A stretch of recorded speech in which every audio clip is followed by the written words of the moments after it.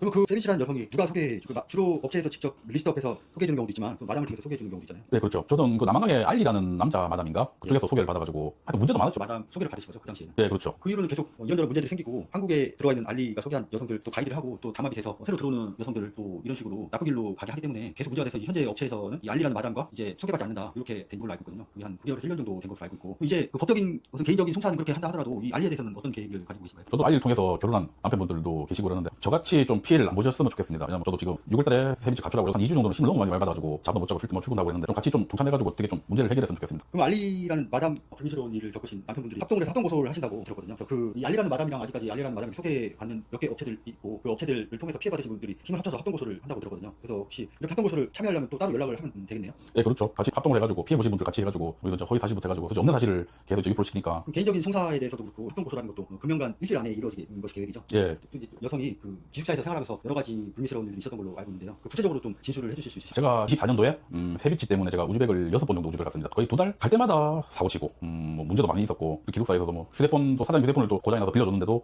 본인 휴대폰이라고 우기면서 이제 그거를 경찰에 신고를 해가지고 제가 그때 같이 있었거든요. 그때 같이 있는데 하여튼 그때도 세빈치 원하고 투하고 친구하고 같이 경찰 신고해가지고 난리도 아니었습니다. 그때도. 그 핸드폰을 빌려줬는데 그걸 돌려달라고 했던 것에 대한 신고인가요? 네, 그렇죠. 무엇으로 신고한 거예요? 그러니까 탈취했다? 약간 돌려달라고 했던 것에 대한 그 범죄인가? 네, 그렇죠. 왜냐면 휴대폰을 안 주니까 우리는 이제 못 나간다. 이제 기숙사에서 휴대폰 달라 하니까 세빈치 원하고 투고 하는 팔이 감금해가지고 여기서 이제 좀 어이가 없죠. 감금해서 이제 안 보내준다는 식으로 경찰에 신고를 한 거죠. 그럼 그때 경찰들이 와서 조사를 했나요? 예, 그때 정확하게 제가 이사도 기억을 하는데 신고하고 저녁 7시쯤인가 그 전으로 형사 2명들이 와가지고 조사를 한 3시간, 한 4시간 가까이 조사를 했습니다. 그때 같이. 예. 그 다음에 결과는 어떻게 됐나요? 조사 결과는? 결과 당연히 못다고 얘기하는 거죠. 예, 별로 혐의가 되었다. 결과 이렇게 보면 되겠네요. 그리고 그 유튜브 자진 사이트인가 이야기하기로는 뭐 뇌물을 준다, 뭐 다 뇌물로 무마한다. 제가 보기에는 그런 건 아닌 것 같습니다. 단순한 사건도 와가지고 조사하는 거 보니까 뇌물하고는 제가 봐도 뇌물하고는 상관없습니다. 요즘에 보니까. 그 직접 현장에서 보신 걸로 판단을 해보면 사건이 와서 철저하게 조사한 걸 봐서는 그 뇌물로 무마될 만한 그런 치안 시스템은 아니다. 우즈벡 기사님 그렇게 허술해 보이진 않았다. 이렇게 판단해도 되나요? 예, 그렇죠. 그때 A4 용지로 조사서만 한 3장 정도 그때 썼는 걸로 알고 있습니다. 제가 같이 그때 봤는데. 아, 어떻게 보면 대단한 사건은 아닐 수도 있잖아요. 근데 그거에 그렇죠. 대해서도 조사를 3-4시간 하고 그 A4용지에 3-4장 정도 될 정도로 조사 내용에 대해서 기록되고 했었네요. 또 다른 일이 있었나요? 그때 다 연관이 됐죠. 그때도 봤을 때는 진짜 어이가 없어가지고 그때 경찰이 자기네들 본인들이 잘못을 하고 휴대폰을 이제 다른 본인 휴대폰 달라고 그랬을 때도 그걸 자기네들은 이제 당연하게 경찰 신고하면서 그 실실 웃는 거 보니까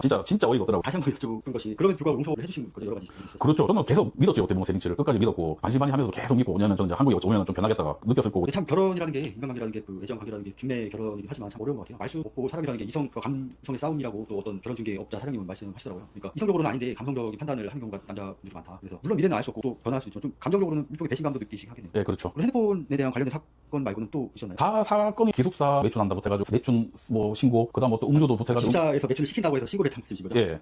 아, 그것도 조사가 이루어졌나요? 그때도 조사가 이루어진 걸로 알고 있습니다. 그럼 그때 경찰이 20-30명이 왔다는 게 그 신고로 인한 것이겠네요. 예, 그렇죠. 그때도 세빈치가 같이 고소를 한 거고 그때. 그럼 악의적으로 뭐 고소를 했을 수 있지만 결과적으로는 경찰에서 그 건에 대해서도 혐의로 나온 걸로 알고 있거든요. 예, 맞아요.